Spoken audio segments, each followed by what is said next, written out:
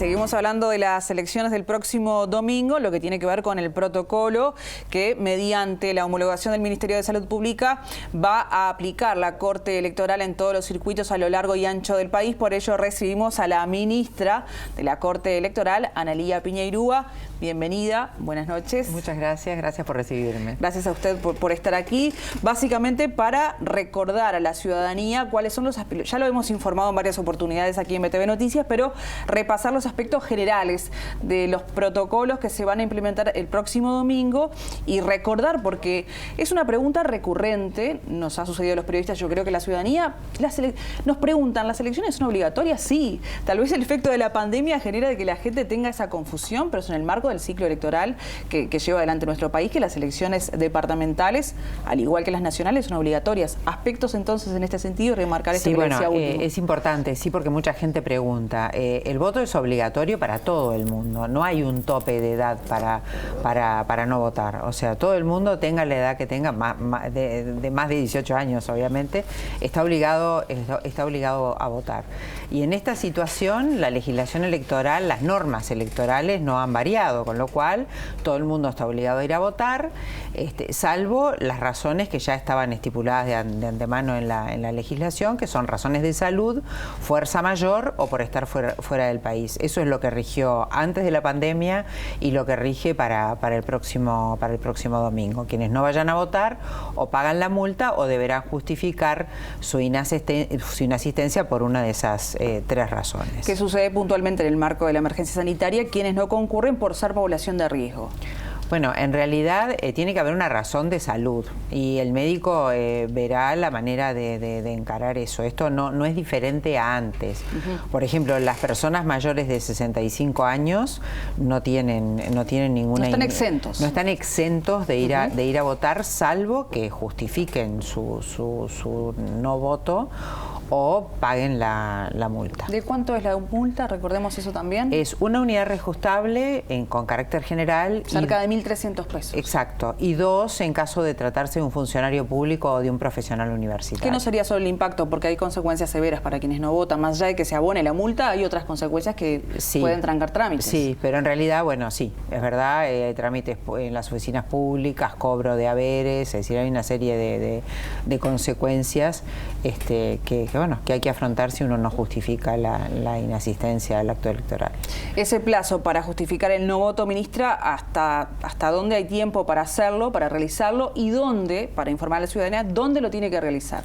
Bueno, la pandemia ha tenido algunas ventajas, por lo menos algunas. La Corte ha instrumentado mecanismos digitales, tanto para la justificación del voto como para el pago de la multa.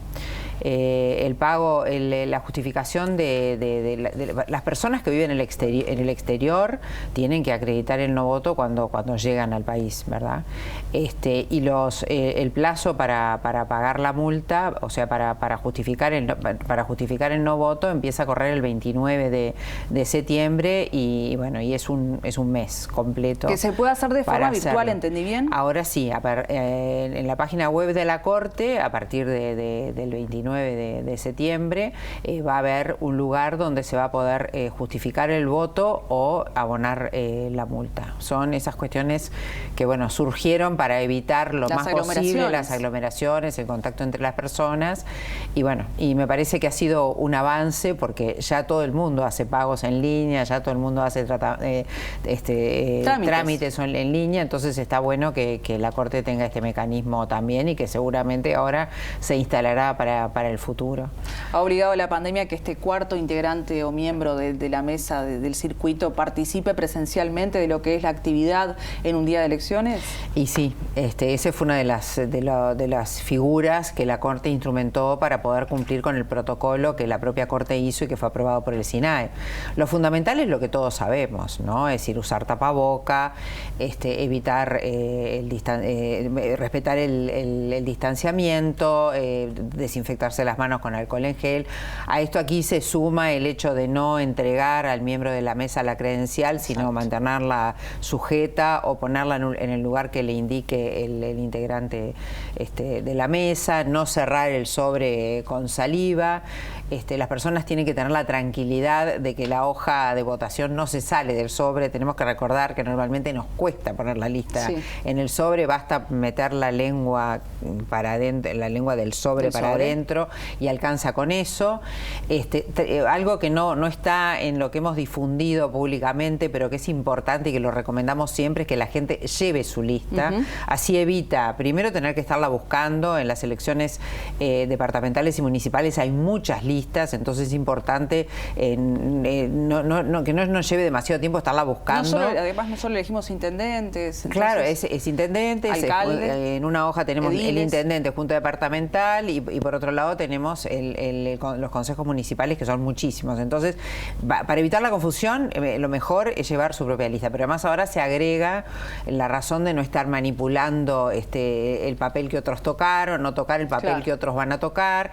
Entonces, llevar la lista en el bolsillo es una recomendación muy importante. Y tratar de que el acto de votar sea lo más rápido posible, ¿no? Entrar, votar y salir, no quedarnos conversando con las personas, que muchas veces, como en los circuitos hay gente de la misma edad, normalmente nos encontramos con vecinos, con compañeros del liceo de la zona. Entonces tratar de no aglomerarse. Hay recomendaciones específicas también, y son parecidas a estas últimas que mencionaba, que tiene que ver con aquellos que realmente han optado por venir a votar desde el exterior. Exacto. Con una cuarentena casi voluntaria, obligatoria, podríamos calificarla así, pero que por lo menos se pide solamente que vayan a votar y luego no circulen por la ciudad. No circulen. Tienen que venir con un hisopado previo de 72 horas y se les pide que no tengan contactos ni circulen. Sí, es así.